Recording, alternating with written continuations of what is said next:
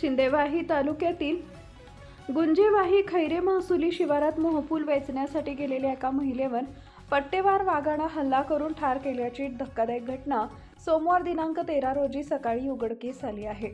या घटनेमुळे परिसरात भीतीचं वातावरण निर्माण झाले असून मानव वन्य प्राणी संघर्ष पुन्हा एकदा तीव्र झाल्याचं चित्र आहे।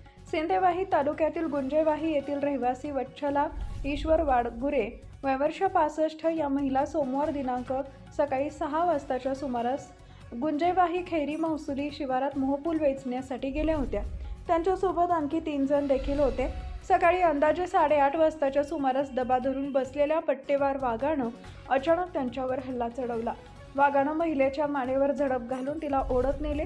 तिच्या सोबत असलेल्या अन्य लोकांनी आरडाओरडा करून वाघाला पळवून लावण्याचा प्रयत्न केला, मात्र तोपर्यंत वच्छला वाडगुरे यांचा मृत्यू झाला होता। घटनेची माहिती मिळताच स्थानिक नागरिक मोठ्या संख्येने घटनास्थळी दाखल झाले व महिलेचा शोध घेतला। यानंतर वन विभागाला कळवण्यात आले। वन परिक्षेत्र अधिकारी अंजली बोरावार यांच्या मार्गदर्शनाखाली पथकानं घटनास्थळी पंचनामा करून मृतदेह ताब्यात घेतला।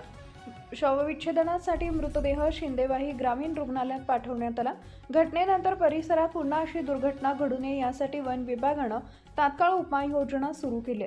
संबंधित भागात पिंजरे लावण्यात आले असून 6 ट्रॅप कॅमेरे आणि 1 लाईव्ह कॅमेरा बसवण्यात आला आहे। तसेच ये-जा करणाऱ्यांचे मार्ग तात्पुरते बंद करण्यात आले। मृतकाच्या कुटुंबियांना तातडीची मदत म्हणून 25,000 रुपये देण्यात येणार असल्याची माहिती वन परिक्षेत्र अधिकारी अंजली बोरावार यांनी दिली आहे। गुंजेवाही वन क्षेत्रात मागील 15 ते 20 दिवसात वाघाच्या हल्ल्याची ही दुसरी घटना आहे। याच परिसरापासून सुमारे 6 ते 7 किलोमीटर अंतरावरील मरेगाव इथं काही दिवसांपूर्वी बळीराम अत्राम यांचाही वाघानं बळी घेतला होता।